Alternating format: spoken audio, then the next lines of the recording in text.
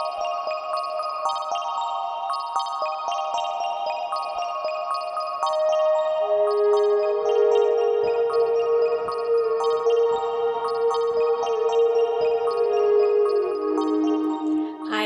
welcome to the 7th class of TSD Mindfulness. This is going to be the last class in this series, and I've just jam-packed it full of lots of really good information since I know this is our last class. So I think you're really going to enjoy it. You might even want to watch it a couple times since there's so much information.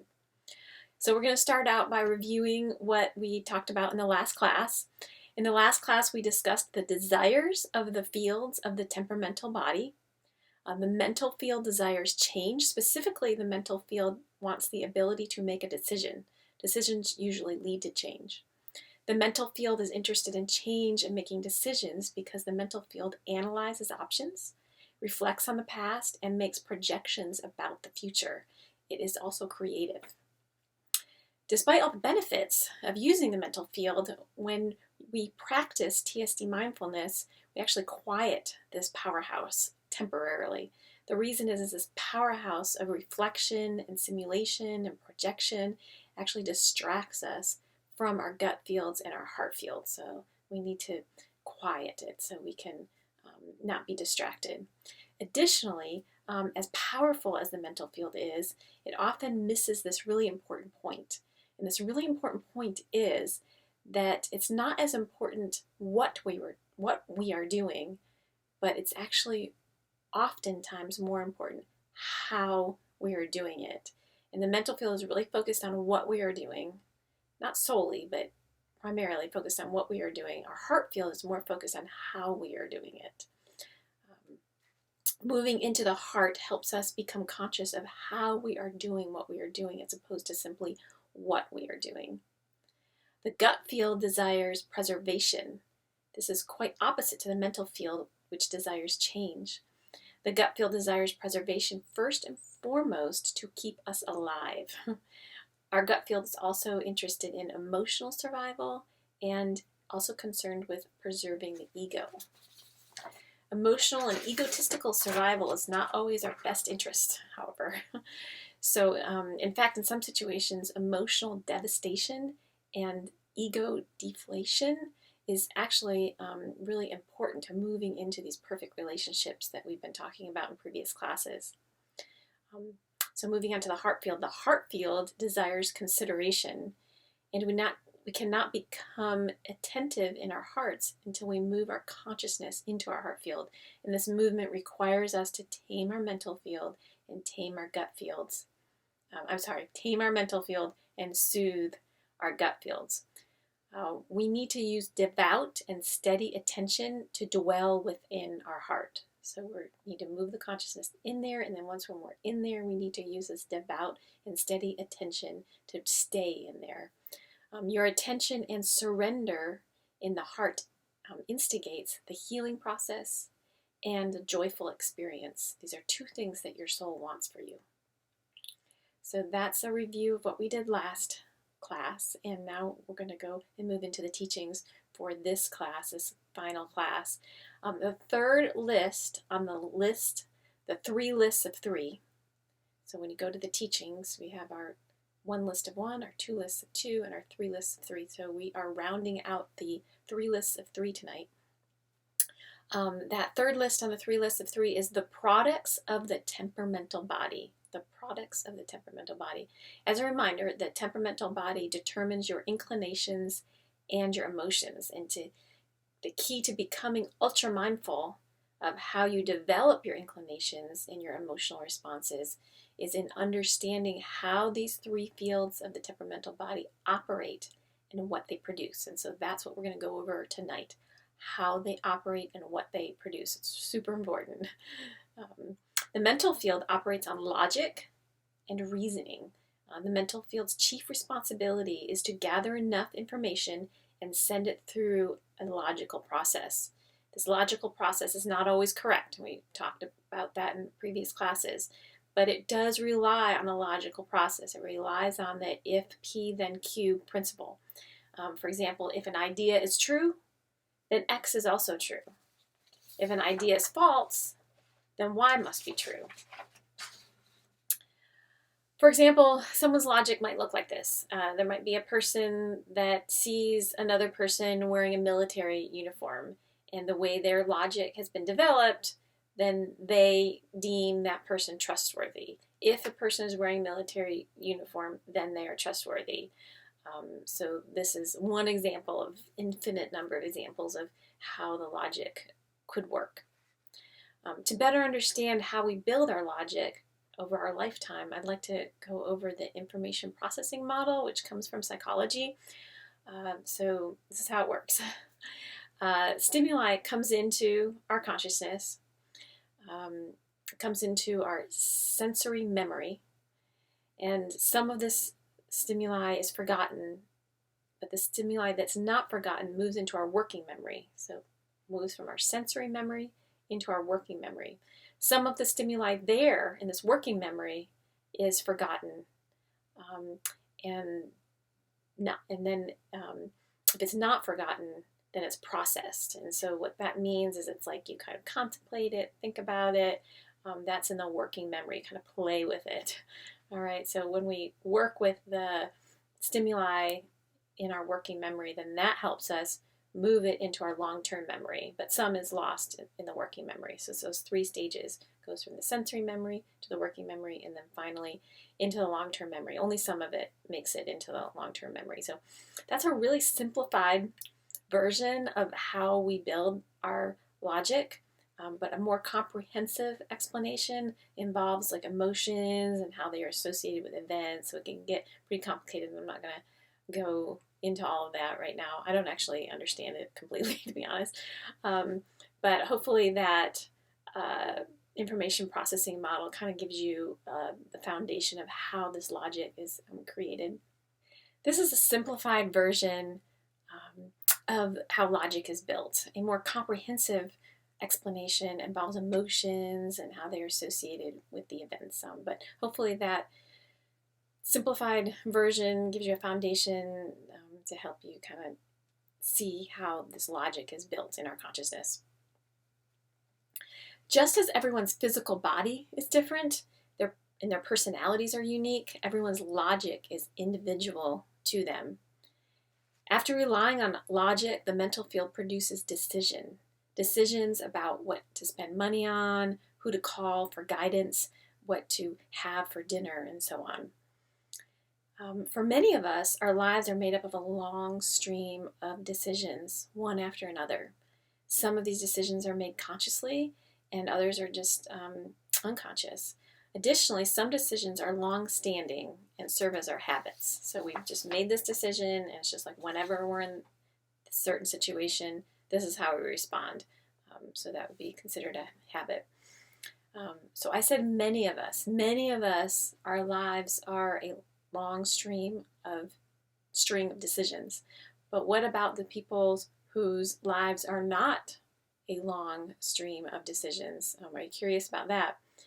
These are the people that rely on divine flow and do not need to make as many decisions. If you are struggling, so I'll just say that again, just not to brush by that too quickly. So some people, they rely on divine flow more, and so they do not need to make as many decisions. And we'll talk about that a little bit more. If you are struggling to make a decision, it is quite possible that your 3 fields of your temperamental body are in conflict with one another. So when you practice TSD mindfulness, it can help you determine which fields are swayed in which direction and which choice is more correct, and even which choice is more divinely guided. If you would like to become more mindful of your own decision process, consider the following questions. All right, first one. What situations are you making decisions about? Just consider that for a moment. What situations are you making decisions about? What type of beliefs about the world are driving those decisions? What type of beliefs about the world, these beliefs that you have, are driving your decisions? Do you avoid making decisions, or do you thrive on making decisions?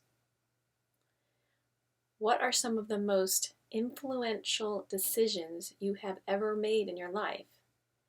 And do you feel that you made these decisions, or were they already made for you? So those are a few questions that will help you get more mindful of your decision process and how your mental field works. Another way to become mindful of your decision process is while meditating, notice any thoughts that come up organically and consider how these thoughts fit into your logic. It is important to note that some decisions are made not based in established logic, but instead on creativity. But just because it's creative does not mean that it's divinely guided. So just because we made a decision based on creativity does not mean that it's divinely guided. It could be, but it could not be. So it's just be careful of that. In addition, some decisions are made on the gut's reactions. These decisions are quick and instinctual. Decisions can also appear to be made from the heart, but these are not technically decisions. And we'll talk more about that. So some of the decisions can be, it'll appear that they are coming from the heart, but they're technically not decisions. There's nothing wrong with it. It's just not, we don't need to call it a decision necessarily. All right, so moving on to the gut field. So we've talked about the mental field and how it operates and what it produces. It operates on logic and it produces decision. The second item on the list of the products of the temperamental body is the gut field operates on survival instinct and produces a binary response of preserved and unpreserved. So a reminder, the temperamental body is made up of the mental field, the gut field, and the heart field. And this system determines our inclinations and our emotional responses, which has such a underlying effect on our relationships with everything in our life. So that's why it's really important. And when we understand how these fields operate and what they produce, we better understand how we operate and thus improve our relationships with the people and the things in our lives. The gut field was created to keep us alive. So survival is its chief responsibility. Physical survival is its top priority. But the gut field is also invested in making sure we survive emotionally and egotistically. In other words, the gut field operates to ensure everything is preserved.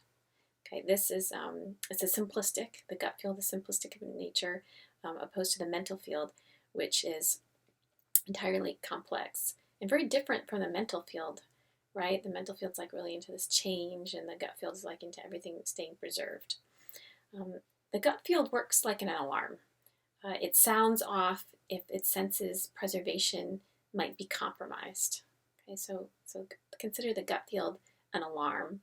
The gut field produces two responses. One is all is preserved, meaning we're good. The other is all is not preserved, could mean all you know to be right in the world is going to fall apart.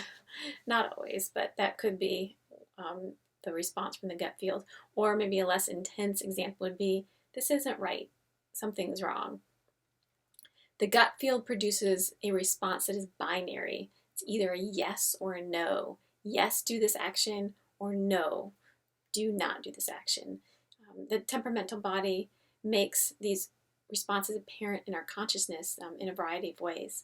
So the most common way that the gut field makes this alarm apparent is through your body, right? And you're probably all familiar with this, like a pain in your gut, butterflies in your stomach, perhaps a tightness in your stomach. So these are examples of your gut field communicating to you its response, its alarm, its way it's alarming you. But these responses can also be intellectual. The gut field can instigate thoughts in your mental field, since the mental field and the gut field are in relationship. An example might be, a thought that's instigated by the gut field in your mental field could be, I can't do this. The response could also be emotional. For example, a feeling of fear or worry.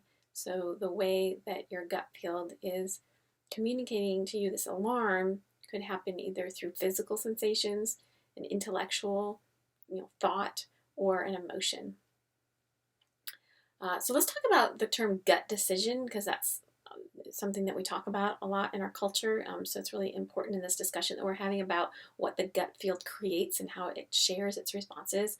In the mainstream, the definition of a gut decision is a decision that's based on a hunch and absent of a reasoning process. So I'll say that again. In mainstream, the definition of a gut decision is a decision based on a hunch and absent of any reasoning, right? But this is not to be confused with how our gut field works and what our temperamental body produces. A gut decision, as defined by mainstream, could actually come from the mental field or even the heart field or the gut field. It could come from any of the fields. So in any of our fields, we could make this decision, based on hunch, that kind of idea. Not the heart feels a little bit different. So anyway, only responses that address preservation and change are from the gut field. So a gut decision in TSD mindfulness means that it's about preservation. So that's a different definition. Just want to be really clear about that.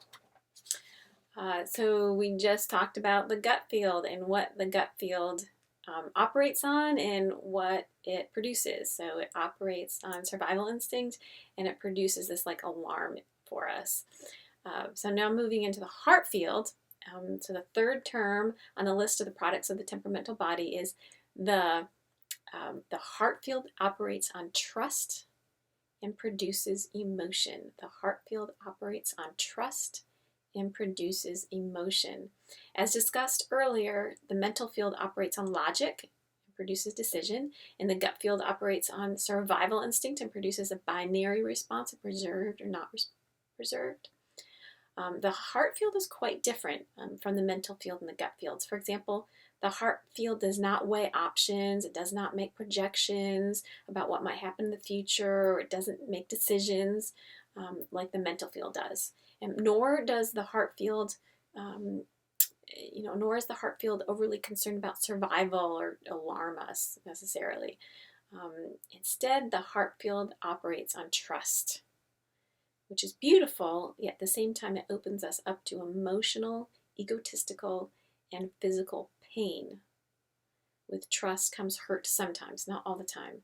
So the heart field, operating on trust opens us up to emotional, egotistical, and physical pain. With trust comes hurt sometimes. This is why the mental field paired with our neocortex and the gut field paired with our reptilian complex, so these are both parts of our brain, are part of the system, this temperamental body. The mental field is forever trying to run enough numbers to keep our heart field from being negatively affected. And the gut field is on alert 24/7 on the stakeout, waiting for anything fishy to happen, to notice any fishy activity, to protect us. It's a lot about protection.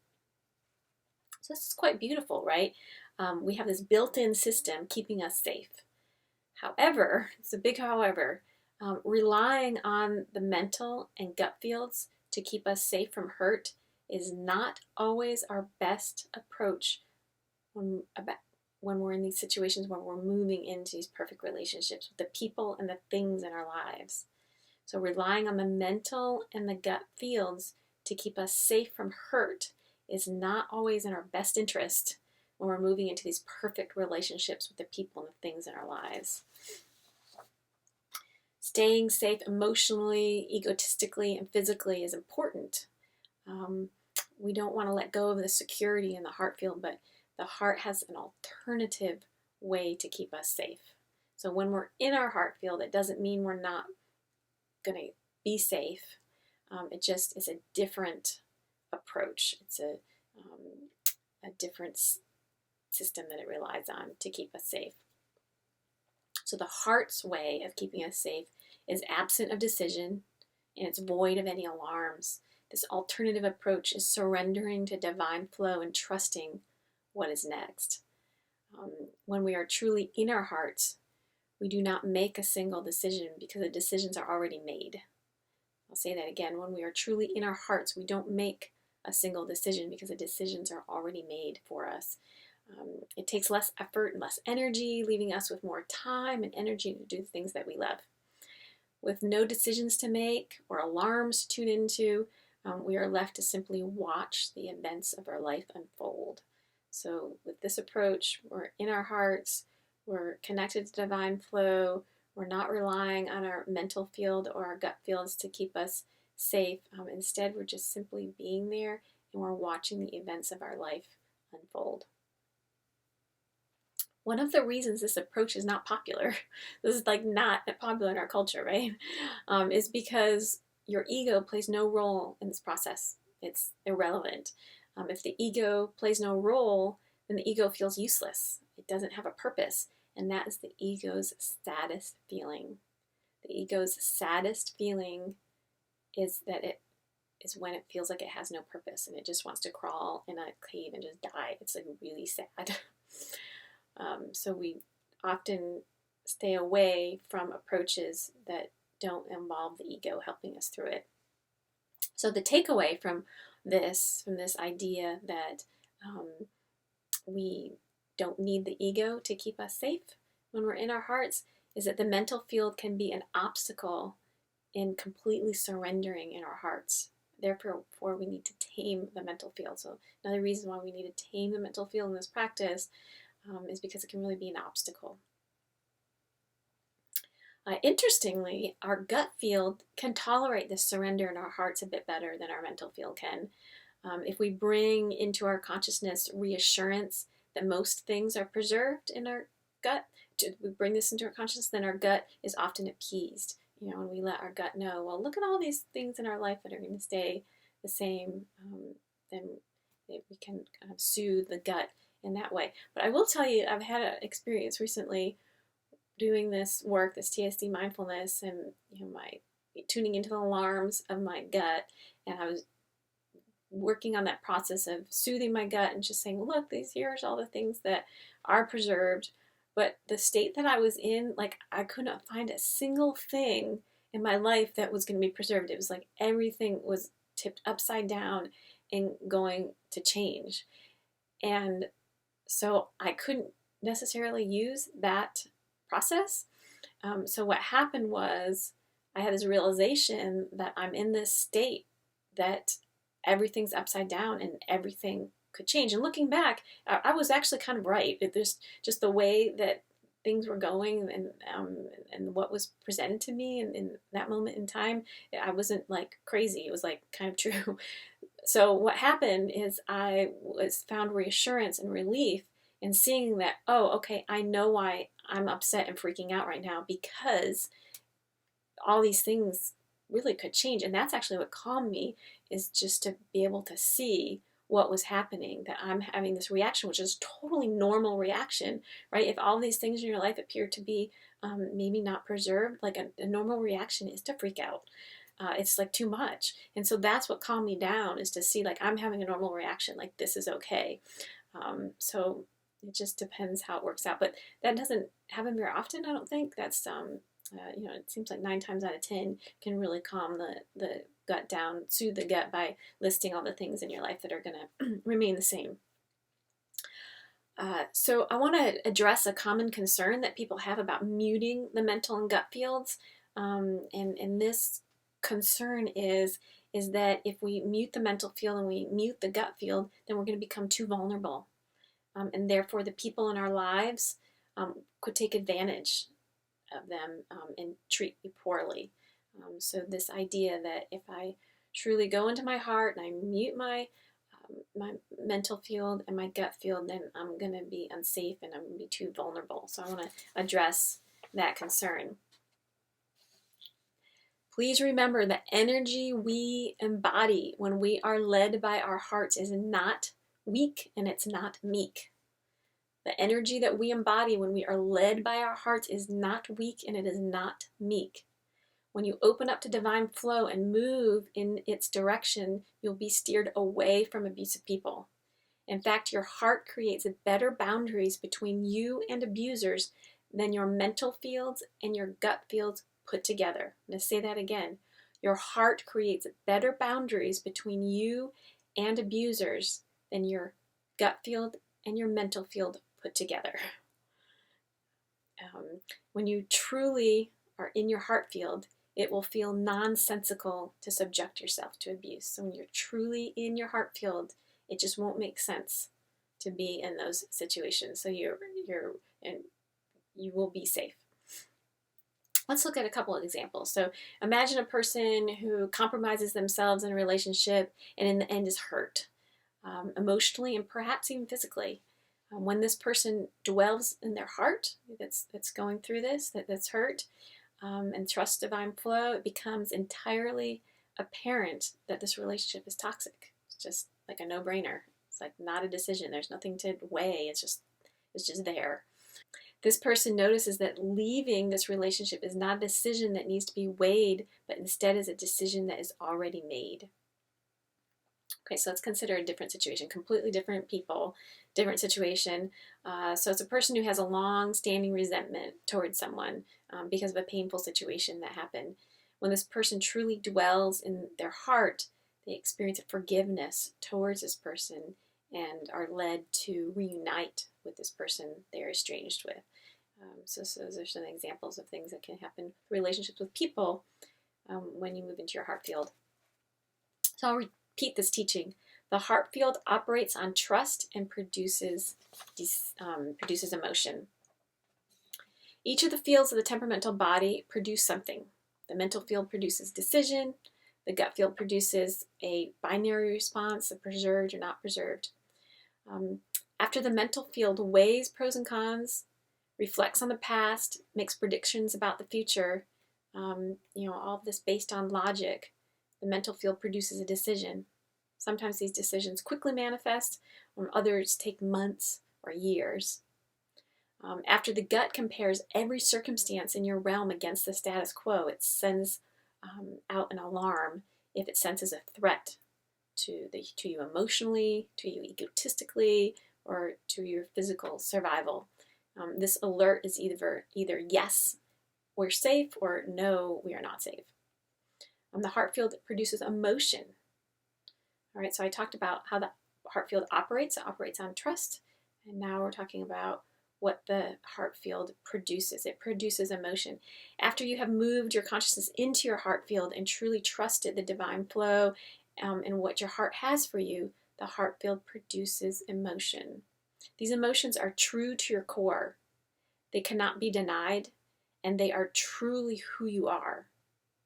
These heart emotions are different than mental emotions, so let's talk about that. Mental emotions are contingent on something, while the heart emotions stand alone, and they exist regardless of what you believe is good or bad. They're not based on logic. For example, happiness. Happiness is a mental emotion, and joy is a heart emotion. So I'm going to talk about the difference between those two. Someone might be happy because they got a job that they've always wanted, or someone might be happy because the drinking glass didn't break when it hit the floor. So this happiness is a result of a logical process in the mental field. As a result of being hired for the job, this person's salary increases and puts them into a better position for further their career. And since the glass didn't break, there's no glass to clean up, no pets were put into danger, no time was lost, so they're happy. But it is reliant on these events in their logical process. Joy is different. Joy is not based on logic. You might feel joy about something that's not even logical. Like it just doesn't make sense. For example, a person stands in their kitchen and watches their husband wash a dish, and a rush of joy goes through this woman as she looks at her husband, and in her consciousness she's remembering when they were unwrapping those dishes moments before they dashed off to their honeymoon. All right, so it doesn't make sense why in that moment this woman is utterly joyful, grateful, and feeling love for her husband, but she does. Just like spontaneous. It's not like based on this like string of logical thoughts and decisions and things like that. This is an example of a heart emotion produced by the heart field. Heart emotions can also be painful. For example, someone experiencing a tinge of physical pain in the heart out of the blue and feels this rush of sadness surface about an estranged friend, for example, this sadness is a heart emotion. It kind of just like comes out of nowhere. It's just like, but it's real. It's really there and it's real. Sometimes our mental field can do a funny thing and think like, switch it and actually think, oh, this emotion is not real because it's not based on logic, like it's not a real emotion. But this emotion from the mental field is real because it's like based on all this logic, and so it must be true. It's actually the opposite. Okay, if it's coming from the heart, it's actually more real. Guilt is also a heart emotion. Shame, on the other hand, is a mental emotion. So like I compared happiness to joy, I'm going to compare guilt to shame, to show those difference. Shame comes from a belief. For example, a belief like I shouldn't have done that, created and based on a person's unique logic.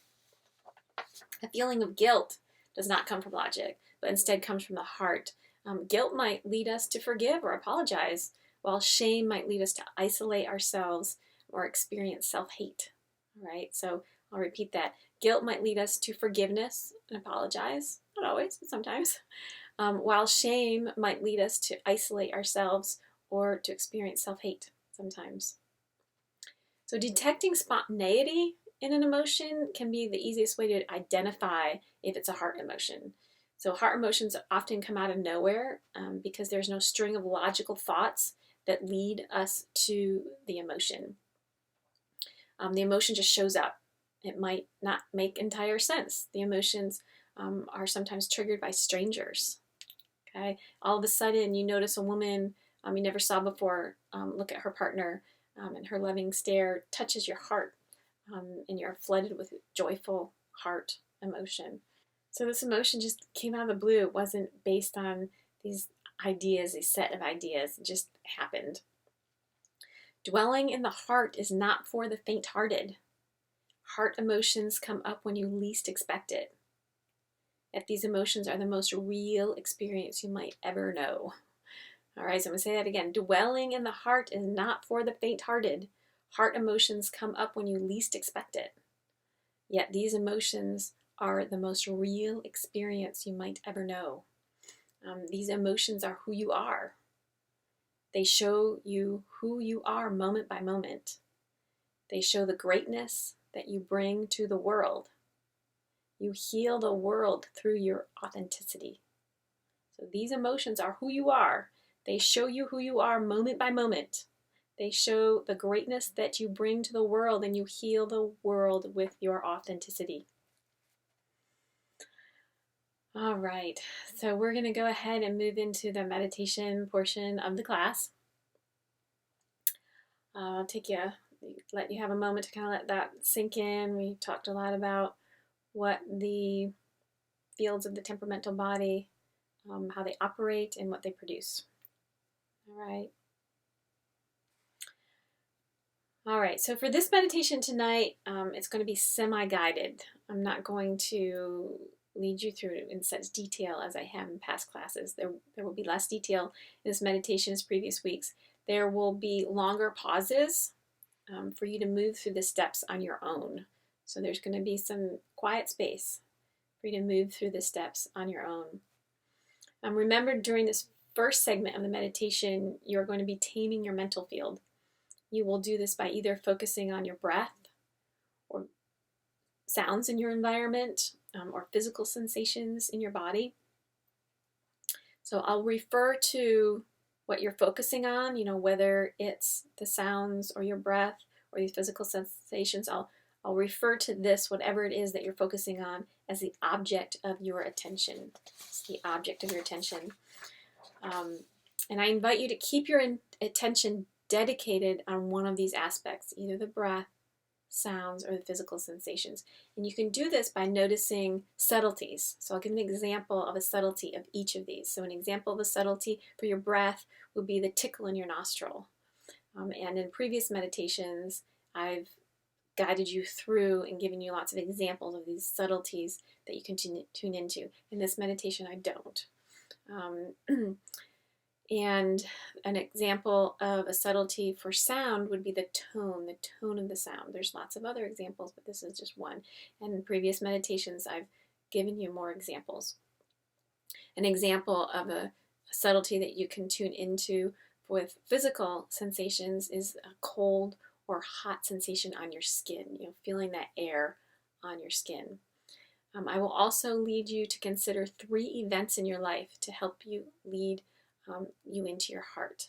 So before we go into meditation, you might think of that little list in your mind. 3 events in your life. They could be big events. They could be not big events. They could be your job. They could be your relationship with your partner. They could be anything like that. All right, I'm going to go ahead and start the meditation. Find a comfortable and seated position.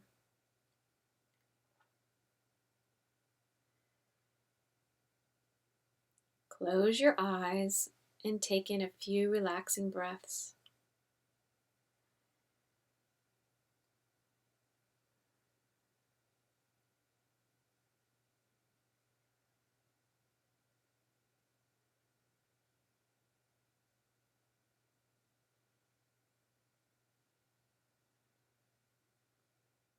Bring your attention to your breath or the sounds in your environment or physical sensations in your body.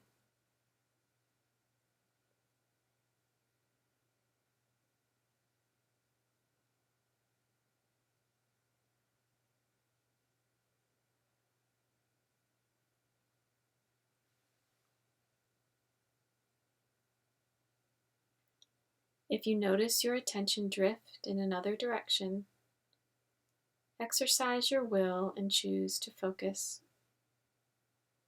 on your object of attention.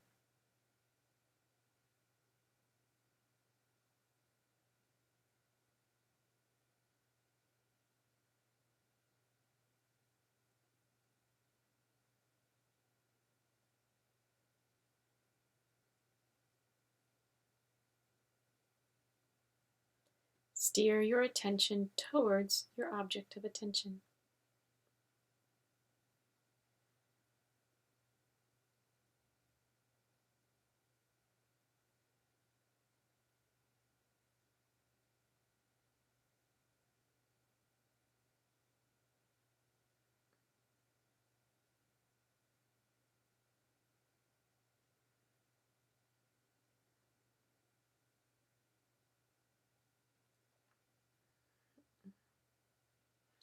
If you notice your attention drift in another direction, take a step back and notice the part of your mind that focuses your attention.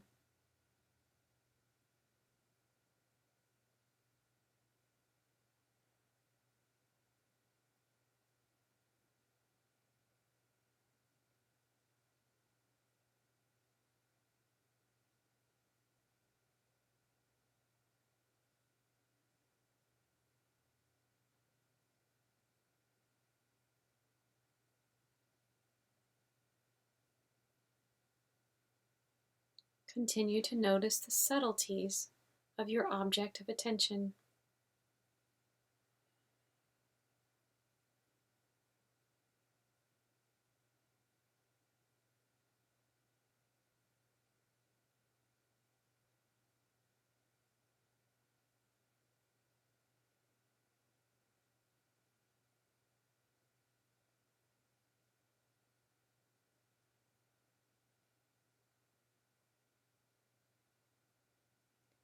If directing your attention towards a sensation is challenging, consider directing your attention on the part of your consciousness that chooses the direction of your attention.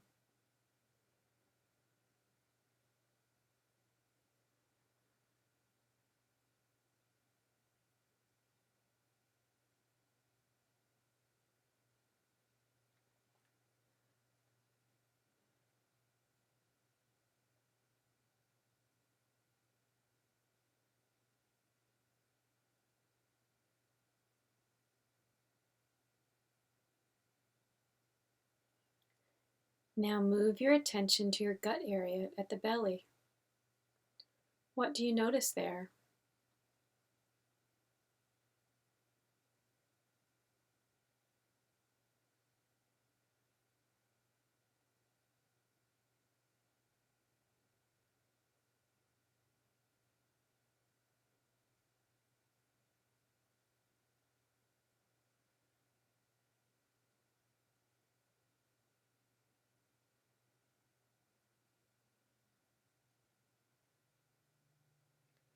If you notice your attention drift in another direction, take a step back and notice the part of your mind that focuses your attention.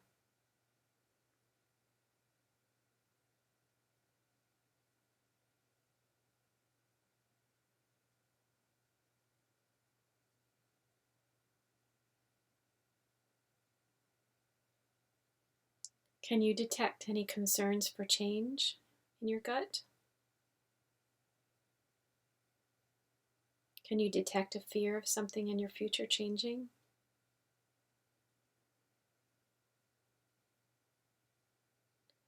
How is this fear expressing itself in your gut field?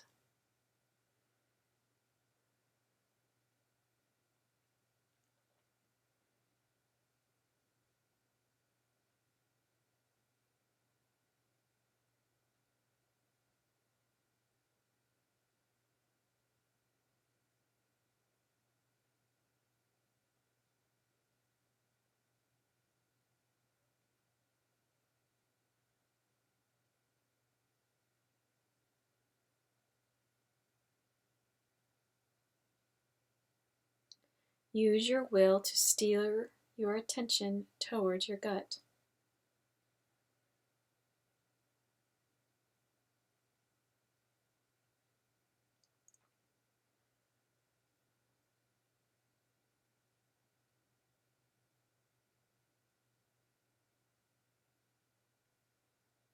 It is natural and instinctual to be concerned about change. Consider this possible change in your future, yet also list all that will remain unchanged.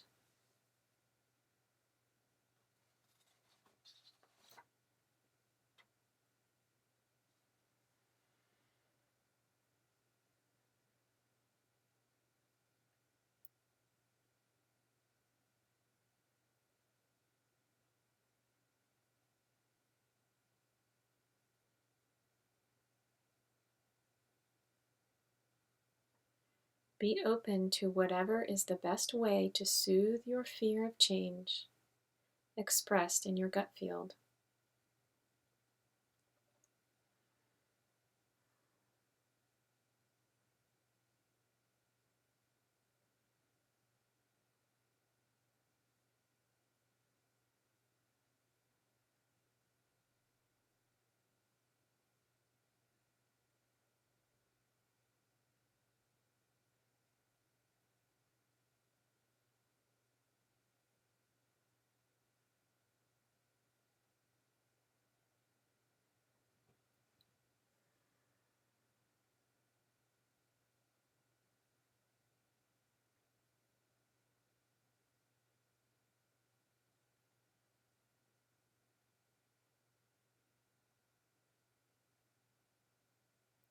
Now move your attention to your heart area.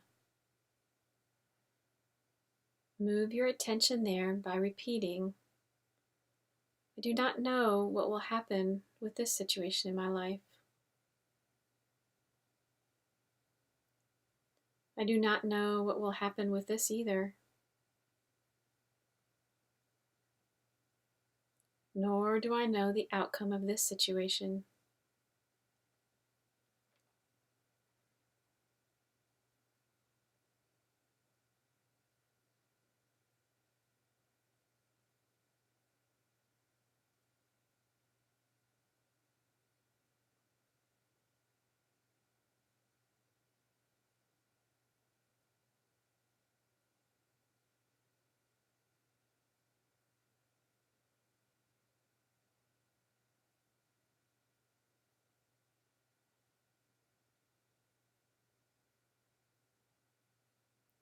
Be still and wait and trust. Be open to the emotions of the heart.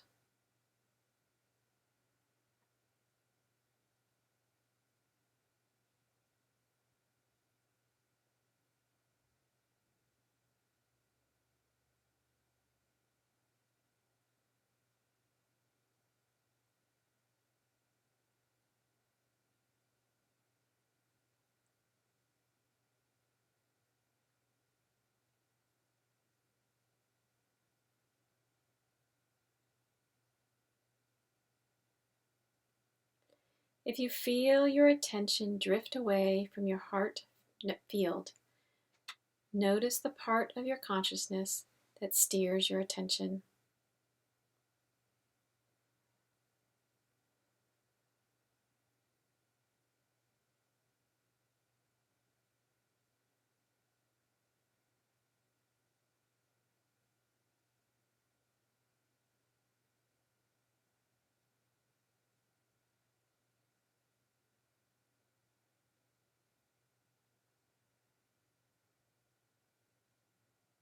Notice any rhythmic essences in your heart field.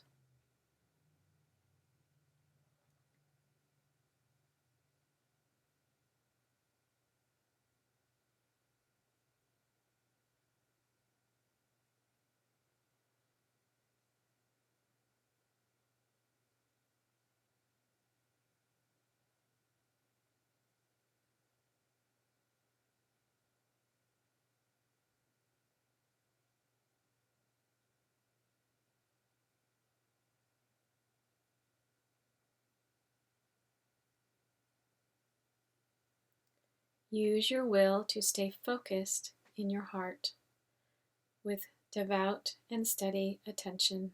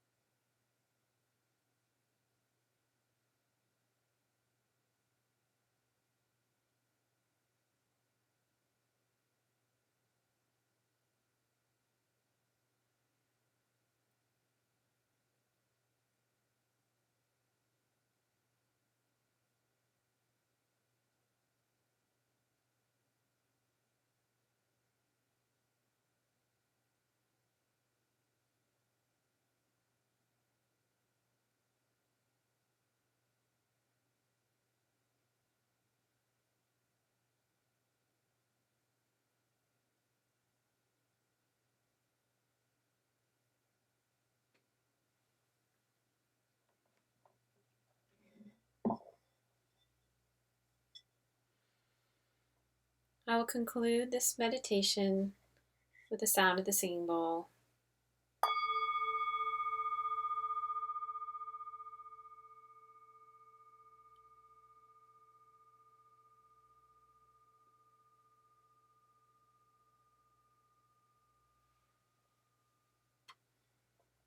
All right, well, welcome back. Hope you had an amazing meditation. So this is the last class in this 7-class series. There is a lot more information and teachings for TSD mindfulness. They're just not in this 7-class series. This is the foundation series. So next steps for continuing with your practice with TSD mindfulness. You can go to tsdmind.org and download class notes for all the 7 classes and read them and review them. So that's on the classes page. You can download all the notes from all the classes and you can read them as a review. And so that's a good next step. You can also download the PDF of the TSD mindfulness teachings and post them somewhere visible in your home to refer to. You can read the TSD mindfulness blog, which will share additional teachings that aren't in this 7-class series. You can listen to TSD guided meditations, which you will find on the website. You can re-watch classes 1 through 7, the videos, and also look for newly published videos. So those are some things that you can do to continue your exploration of TSD mindfulness. Thank you. And if you have any questions, you can always contact me at sarah.vallely@outlook.com. I'm happy to support you through your practice and answer any of your questions, things that come up. Or if you just want to share about neat things that are happening with your TSD mindfulness practice, I would love to read about that as well. Thank you, and please stay in touch.